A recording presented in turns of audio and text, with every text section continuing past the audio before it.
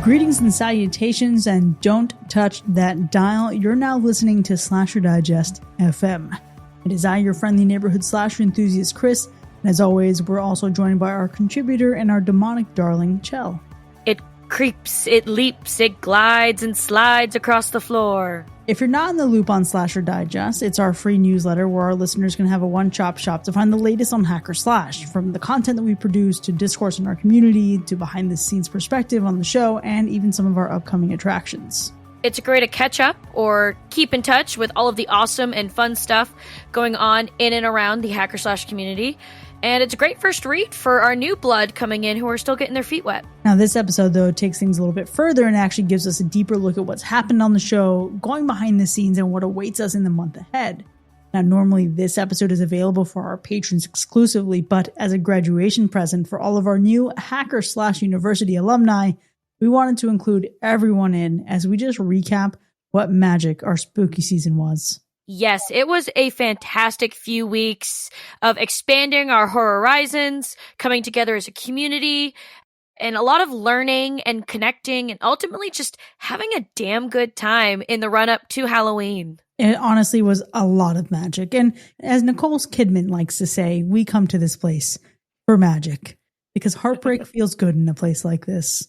There was definitely a busy year, a busy season for us here at Hack or Slash University. Again, we all went back to school and we all learned a few things, Chris, along the way, I believe. We absolutely did. Now let's actually just take a second to look back on what we did this entire month, starting with just how on fire and electric our community was.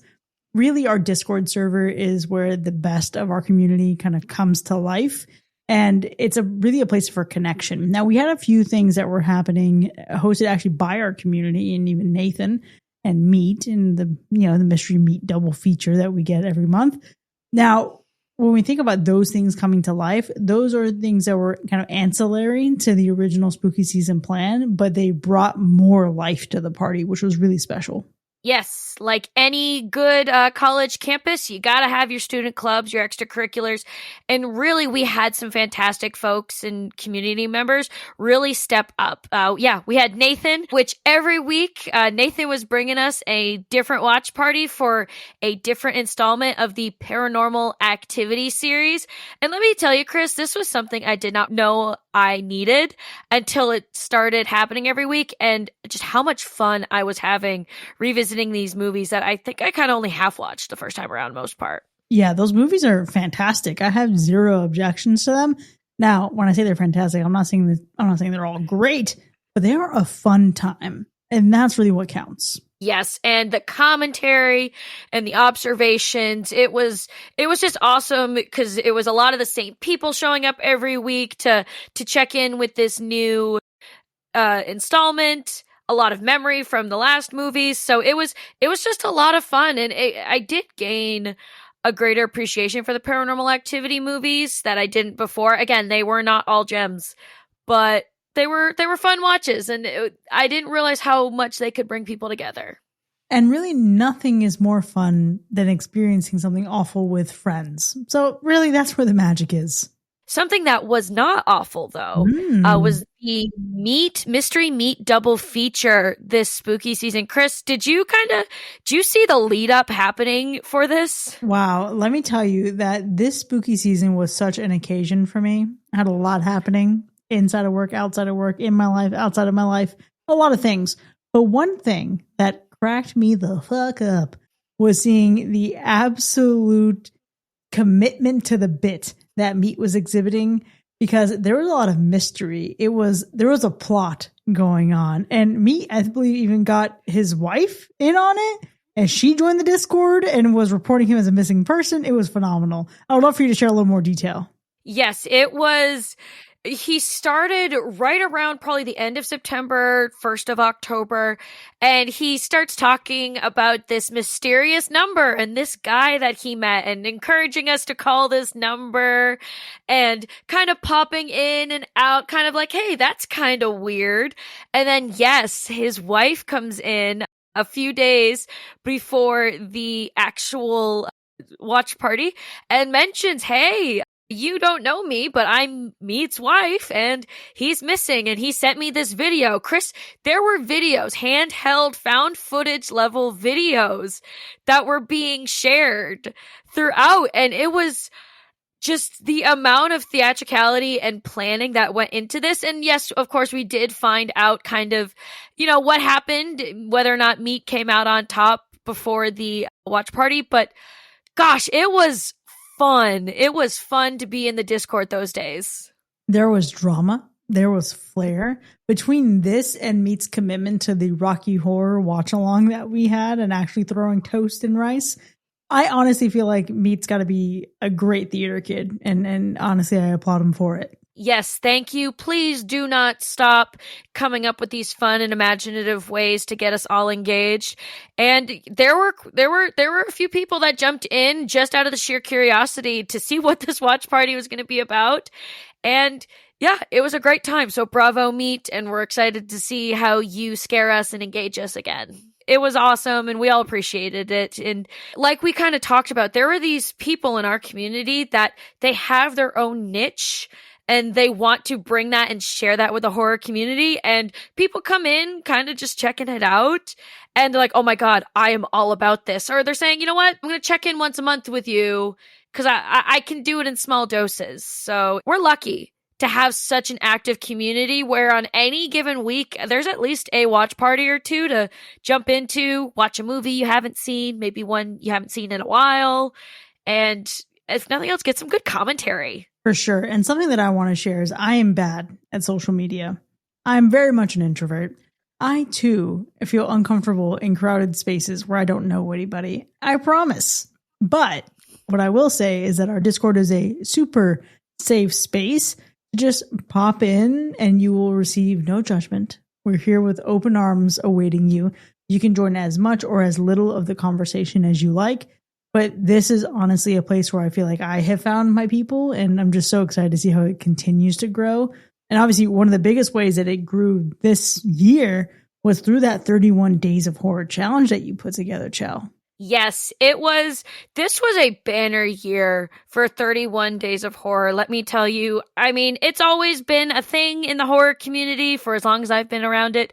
But this year, it was just great, especially just having, again, the level of engagement. Yes, we came up with those categories, God, in August, September, we were rolling it out. But really, our community is really what drove it, picked it up. They were talking about recommendations every day and debating their favorite decades, because we had a lot of decades this time around. Which decade is the best horror? And kind of seeing how people had their takes on the different themes and categories. So I always love checking in to see what people were watching and questions about, hey, what do we think of this? There were a lot of fun times where you'd kind of mention, oh, well, this one also fits here. And they'd be so excited, like, oh, great. I can do this on another day. And if they were between a couple choices. So it really rallied around. We had a lot of people come into the Discord, and we'll talk a little bit more about that later, but they came into the Discord for the 31 Days of Horror challenge, and they did not disappoint. They were coming in hot and ready to roll, and I think it was a great way for them to all really jump in and get connected really quick and really easily over the shared excitement and challenge. Yeah, one of the things that I loved even more was just seeing how many people were exchanging ideas and exchanging recommendations. And when you have that like free flowing exchange of just sheer joy, really, it's something really, really special. And I think that is what made us really good soil for growth in this last month and these last 2 months, really through the spooky season, because this was a place where people came together. And I want to actually just highlight some takeaways here from our 31 days data. Now, obviously, we had our tracker in the last spooky season. Last year, we did like a Google sheet, and I actually found a few people who actually reached out to me asking for that again, just so they can keep a personal copy with like their boyfriend or their girlfriend or their spouse, etc. So that's something I think a good note for next year. I'm making like an offline version available so that people can track it. But then a lot of folks actually gravitated over to our new tracker, which was a survey that you could track and fill out throughout the day. Chell, are you ready to learn how many visits we had this season? I am so excited. Lay it on me. We had 1,175 unique visitors. That's crazy. What? Yeah. That is crazy, Chris. Oh my. Mm-hmm. I thought it would be cool if we got even 50. That's incredible. Wow, that is numbers, Chris. And that is just a testament. I mean, we talked a lot about kind of planning the calendar. Chris, you did that survey. You were a madman with that survey and coming up with the ideas and beta testing it. Thank you to those in our community that helped beta test it, by the way. Yeah. But that is just a testament to you giving the people what they want and finding such a great platform for people to do what we do a lot. And when we watch movies and we rate them and we talk about them, you gave them that platform. And clearly they loved it. I appreciate that. I mean, I think it's still like it was a 1.0 version for sure. Something that I would love to see is something that like sends them back their summarized view and like their own data and insights as they wrap up. But that's something that is going on the drawing board for next year. Like, how do we take something that is easy to use and also really, really insightful for the person who's using it without even maybe necessarily having to submit it? But I just was blown away by the way that you all approached this with open arms and just like really wanting to navigate a space where like, hey, I'm here to log my movies. Yeah, I want some recommendations. What do you have for me? I think was also really cool was you doing the work of also looking back on our episodes. And we actually built collections on our website, which is something that's been on my to-do list for, I think, a few years now. And I've never been able to like carve the time and space protected to do it. But to collect similar groups of episodes or themes, etc., to share on our website. So it's like a one click and here's a bunch of movies that we recommend. So I was really, really excited to see that happen. We love a good category. We love a good theme here. And I'll tell you, Chris, I used those recommendations for a lot to kind of help me fill in some of the gaps of movies I hadn't seen that the pod covered. So that was usually my first look of where are my blind spots? What have I not watched yet that I still need to watch? So they were super helpful. Yeah, I think the other aspect of this that was pretty cool is that it actually helped our people find us more and find new people find us. We had, by your crafting, very specific dedicated host days. And on those host days, we did Instagram takeovers where we answered some questions, shared some of what we're up to. Sean's host day was on the day that we went to Halloween Horror Night. So his wife was really doing the most for us, like really like sharing a lot. It was fantastic. Mine was a little bit more boring because I was pooped from coming back from Halloween Horror Nights, and I was asked to share the tale of the Jimmy John's lettuce. But a lot of that activity on Instagram and thinking about the things that were shared, we also did 31 days of horror movie recommendations on social media. So each day, either myself or Binks or Sean actually looked at the category for the day, and we picked out one that we recommended. And we also set up an automation to that if you're watching the video and you wanted the tracker and you wanted some recommendations, we could send it to you. And I think that in combination with everything that we're doing within our community was just so huge for having new people find us and really discover the podcast. Yeah, Chris, we talked a lot in the pre-spooky preseason about how do we bridge that gap? Because we had a fantastic community in the Discord. There's a really strong community on Instagram. There's a cute pod community in Patreon. We really wanted to figure out ways to build bridges to all of those different places. And yeah, the Instagram was on absolute fire this year. And I do think that helped a lot of folks jump over to the tracker, to the Discord. So I think we are just one or two steps closer to us all becoming one big happy family, no matter where we come from in the Hacker Slash community. Yeah. And I would personally love to see it. Now, one thing that's also really exciting to me, and we'll share more about like the types of content that we did, but we wanted to do the same or more with less this year in a very specific way, not in a way of less of just doing less overall, but how do we be more intentional and find ways to welcome new people in? And what are the things that we can do to make space for that? So, for example, this year, we accumulated between September and October over 51,000 downloads. So it's good. It's great.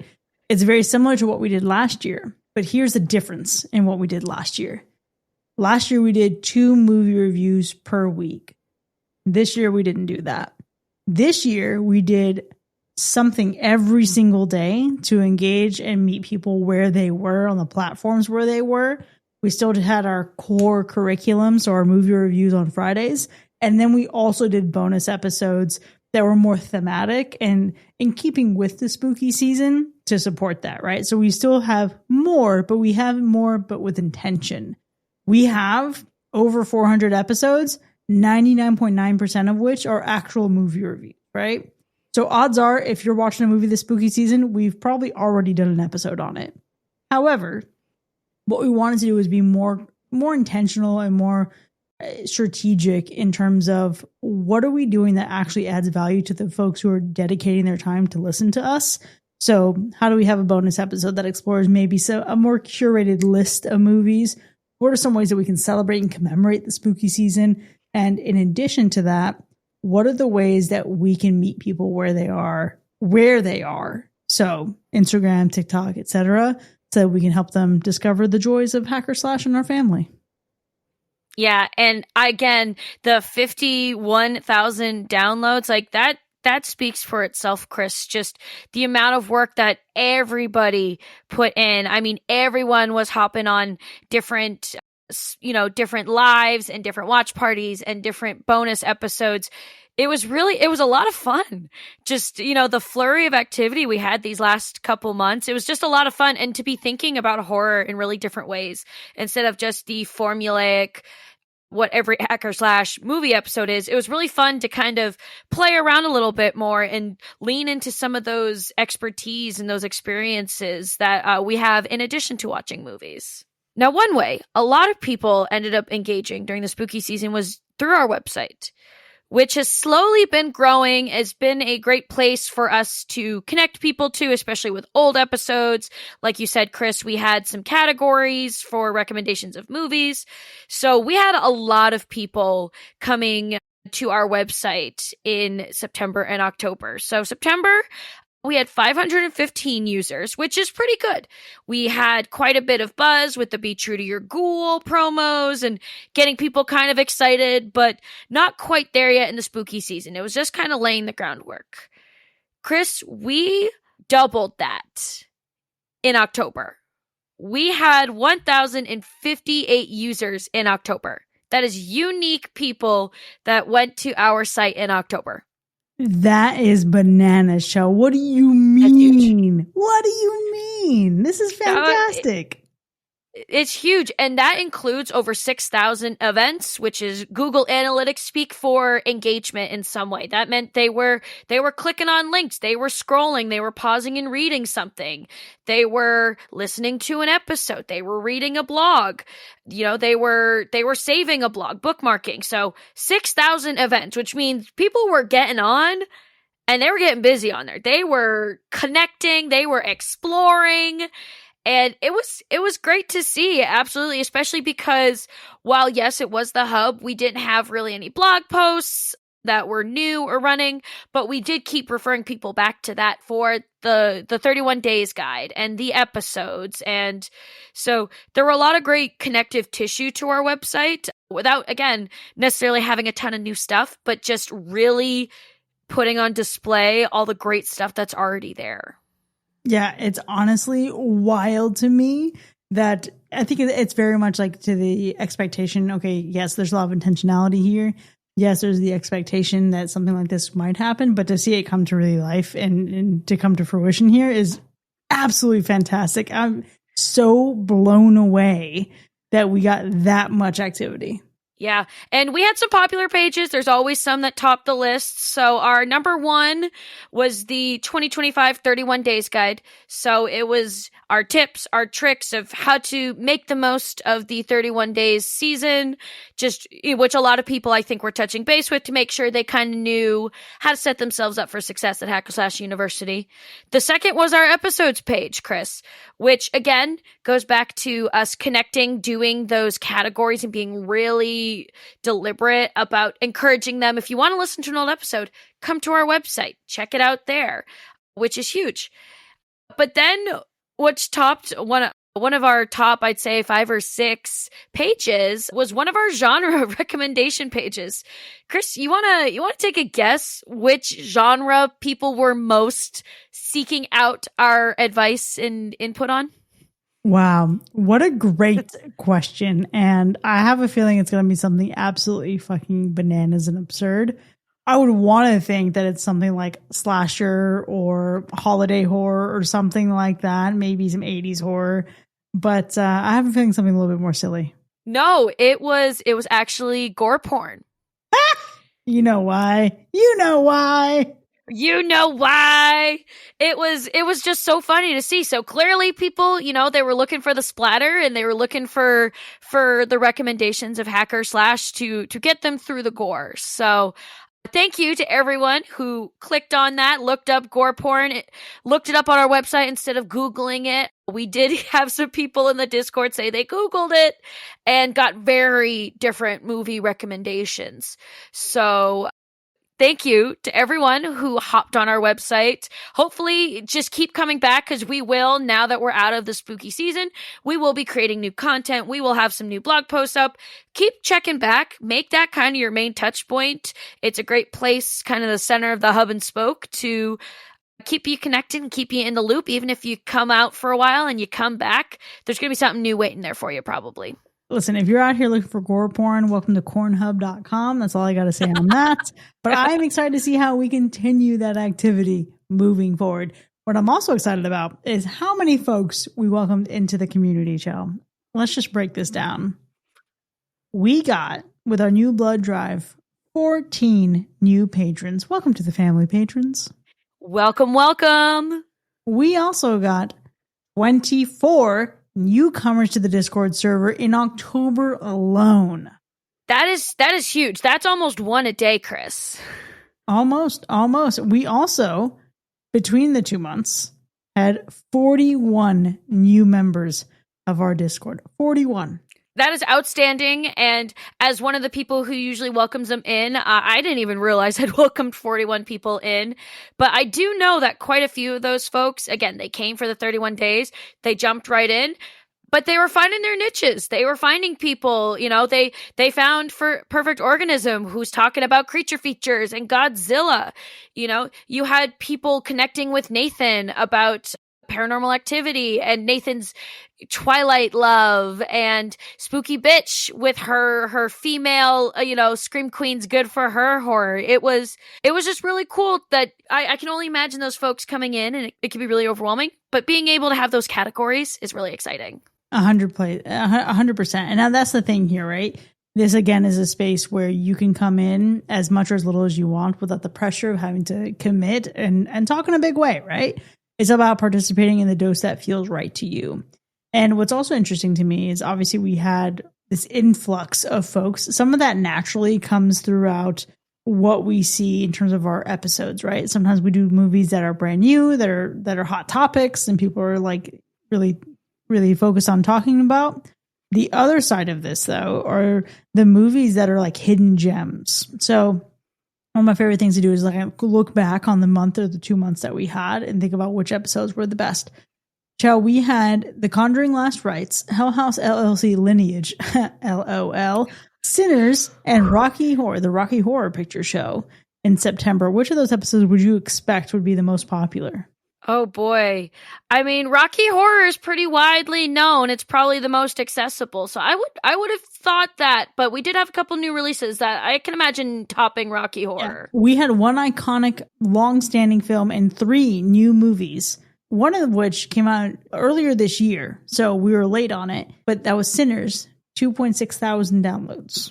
Wow. On its own. That in the first few days. That is impressive. Mm-hmm. That is impressive. You did time it right, though, because you guys did do that around the time it dropped on streaming and was widely accessible. So A+ on that timing, I'll say. Now, when we shift into October, we had Candy Corn, The Stranger Chapter 2, The Exorcism of Emily Rose, Black Phone 2, and Halloween H2O 20 years later from 1998.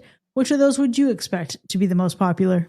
I bet. I mean, Halloween H2O. It's a beloved one in the Discord community. It's Halloween, so I would think that would be one of the doing numbers. Yeah, it would be. Now, it did come out on October 31st. So, what is impressive is that it got 1.4K, even just in that first little tiny bit that it was available. So, I think in terms of trending, that would probably pace to be the most popular episode. However, The Exorcism of Emily Rose, 1.8 thousand.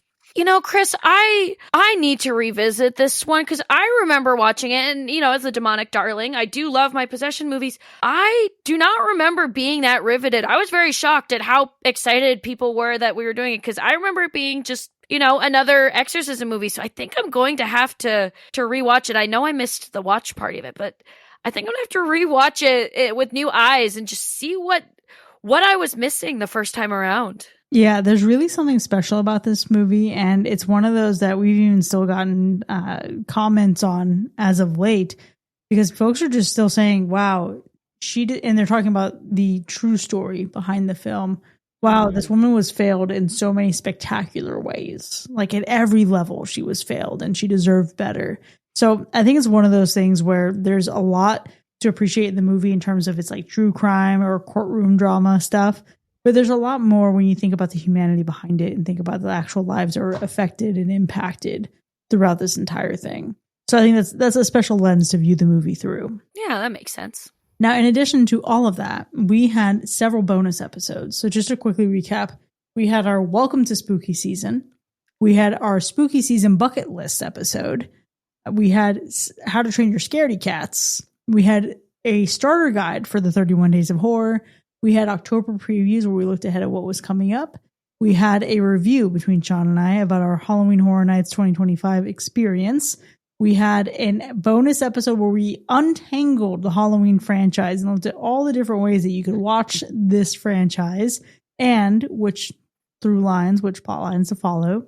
And we also had our favorite horror movies that are set on Halloween night. Chell, when I tell you, I am surprised all of these continue to do as well as they did throughout the month. But one of them that really stands out to really no one's surprise is I think the correlation from what you saw on our blog. The 31 Days of Horror starter guide continued to be a very popular one. So I think that's something that we're going to have to bring back for sure next year. Yeah, absolutely. The best part about a lot of this content is you know, we may be mentioning certain things that happen right here, right now in 2025, but the conversations are really timeless. So absolutely. And I'm sure we will find a fresh new way to talk about the starter guide, but this is going to be a great thing to draw on to just make your bucket list and your starter guide even better. So I love that. I love that people came to us wanting to really make the most of 31 days and that they trusted us enough to at least heed our advice. Whether or not they took it is another thing, but I appreciate that. Absolutely. One of the things when we consider looking back, we look at the wide variety of content that we had, but let's look forward for just a moment and what we have coming up. So in terms of episodes, we have a movie that is celebrating its 100th anniversary this year, and that is the original, The Phantom of the Opera. My. Yeah, I'm also really excited because Sean found the NECA Ultimate figure of the Phantom, and then I found a sick shirt for the Phantom of the Opera at Spooky Empire. I'm just sad that we both didn't have those things at the time of recording the episode, but we'll get there. In addition to that, we have a couple others. So we have Frankenstein. This will be coming out, I believe, on November 7th. Our review will come out on the 14th. We also have a patron pick, and the options are looking pretty good, but we're going to reveal that as a surprise once the voting is complete. And then we have the Poonaverse making a comeback. It's Bambi, The Reckoning. I am so here for the Poonaverse. You know, I love it. I'm so excited. It's such a wild combination of new and old classics. I mean, Phantom of the Opera is probably one of my favorite silent horror films. I love Nosferatu, but Phantom of the Opera is really what's up with me. So I'm so excited to hear you guys talk about that one. It's honestly such an enduring tale, and I cannot wait to even continue unpacking this. And what I want you all to do is consider how many variations of the Phantom of the Opera that you have seen. I shared my personal list in the episode, but I want to hear what you all think. Yes, for sure. And going along with that, There will be some blog posts coming up. You know, Chris, the holiday season is fast approaching. Mariah Carey and Michael Bublé are nearly thawed. Holiday shopping is gonna be big on everyone's mind. So keep an eye out for some blog posts, some suggestions of how to shop for the horror lovers in your life. Sir, maybe your mother, like mine, is already asking me for my Christmas list, and I have no idea. Mom, I don't know what I want for Christmas. I'm a grown woman with a house full of pots and pans. I don't need another PJ set. So maybe this can also help you if you need to fill out your Christmas list for a mom or Santa Claus. I think that is such a brilliant idea. I know myself as a horror fan, this is something where I'm very fortunate to have people in my life who want to provide horror-specific gifts. So let's help you curate what you're looking for and what you can get for each other. I think that's really, really special. Again, just because the 31 Days of Horror is behind us does not mean, Chris, that we are slowing down any. We are not going dark. We are a year-round horror-loving podcast. Mm-hmm. In fact, we might be speeding up. We might be picking up again, getting that new blood. We are revitalized. We are refreshed, and we are so excited to have a couple of ongoing community events. And we're going to be introducing one new one this month. Chris, you want to talk about that? I legitimately cannot wait to experience for myself the magic, the mystery, the intrigue, the mystique, the experience that is Drew Baca's Cocaine Theater. Chell, you've told me a little bit about what Cocaine Theater was, for what you've seen, what you've experienced in the past with Drew and other servers. Folks, if it's even a fraction of as magical as an experience as it was promised to be, I think we're going to have a lot of fucking fun. Yes, Drew Baca in the Discord. Drew is a personal friend of mine, so we have been going around in the horror community for a long time. And yes, Drew used to do Cocaine Theater. As it started as a small friend group thing back in the day, where Drew would put on a playlist of just absolutely bananas movies. I saw some wild movies at that time. It's the first time I saw See No Evil, the one you guys did. I saw that in Cocaine Theater. That's hilarious. There was one called Venom. It's not the Venom from Marvel, but it was about a snake monster. Some bananas movies that I would never think to seek out myself, but Drew has his finger on the pulse of what, again, we lovingly call Cocaine Theater. No substances needed. It's just, you can understand, once you watch some of those movies, you can understand the inspiration on it, but it's a lot of fun. It's a lot of commentary, laughing at how crazy the plot holes are and the campiness. So I'm so excited to see it make a comeback. Again, Drew is a fantastic friend of mine, and I think you guys are going to be really excited at this new introduction to a world of horror maybe that you're not familiar of, or you didn't realize other people loved as well. Yeah, and I think what is even more special about this is a member of our community who's bringing more horror to our community. So if you have an idea of something you'd like to see happen, hop into the Discord and let's have some freaking fun.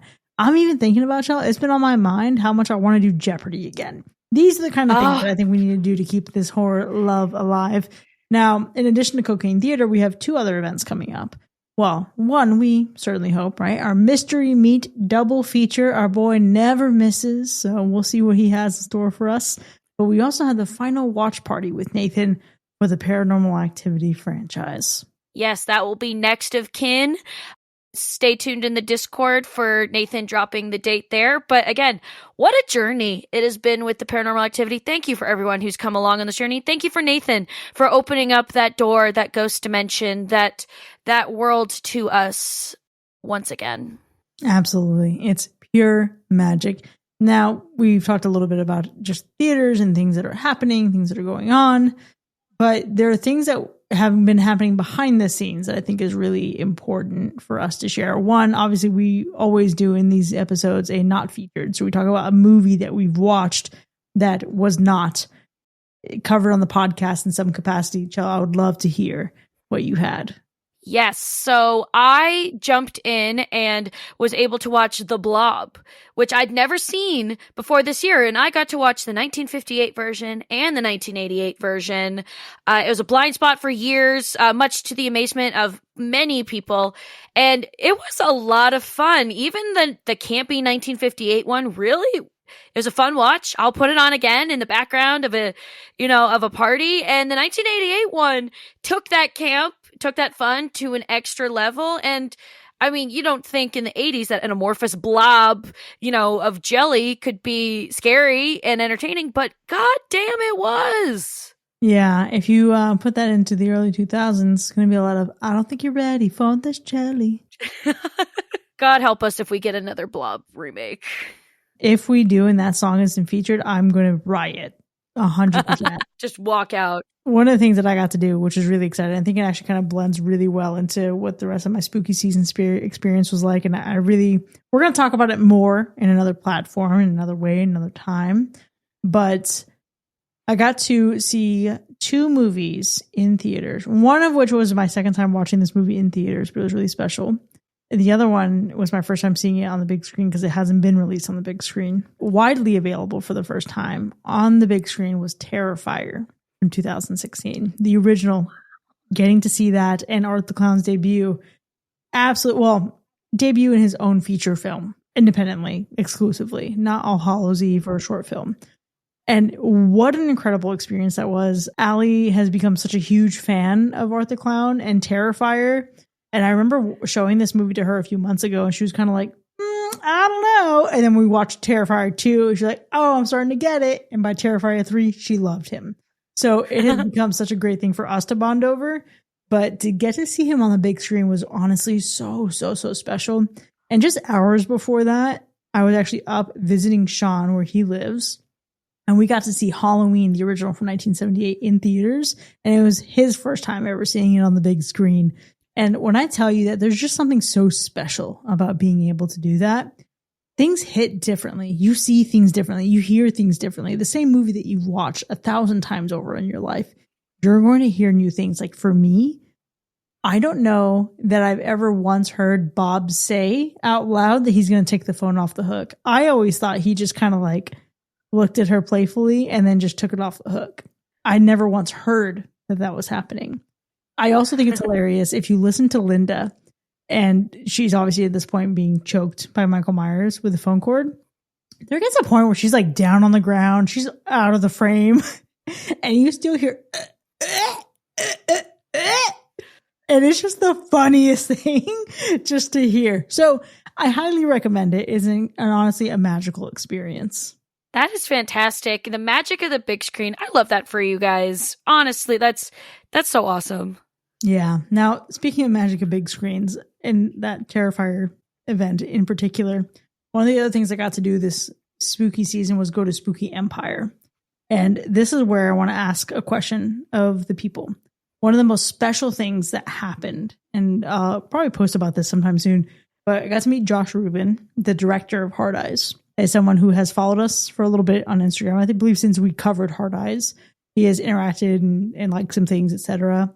But what was incredible, Allie went with me, and she mentioned to him while I was just like totally being bashful, modest, and starstruck, like, oh yeah, they reviewed you on the podcast. And he actually remembered the show, and he shared that he loves the show, and he shared what a fan he is. And he was listening into the shower and just listening to the review and stuff like that. And it was just such a really great and incredible moment to realize that, oh man, yeah, this actually does reach people. In addition to that, though, before I met Josh Rubin, there is a gentleman in the Discord.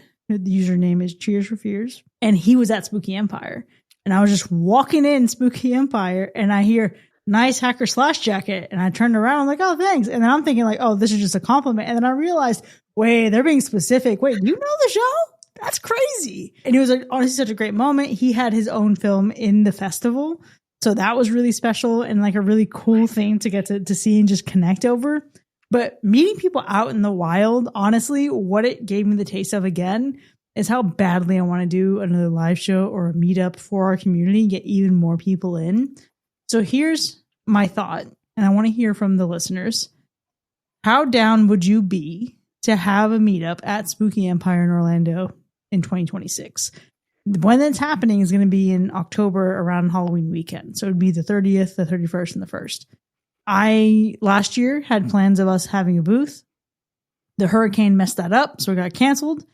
But I would love to do that again. I would love to get a booth, and I would love to see if I can work something out to do some kind of live show. If not a recording or a presentation at Spooky Empire, then maybe something off of the hotel property and it's similar to what we did for our last live show. So that's what I would love to see. I would love to hear some input on that from the community. Wow. I mean, I'm so jazzed at the thought of that. I mean, I had my own first Hacker Slash meetup this past month when Nathan and I got to finally meet up, a little Midwest faculty connection. So consider me there, Chris. I would love to finally connect with more of our community. I remember getting FOMO the first time around, so count me in. I love that. And maybe what I'll do is, I don't know, maybe I'll put up some kind of survey or something where y'all can express some interest.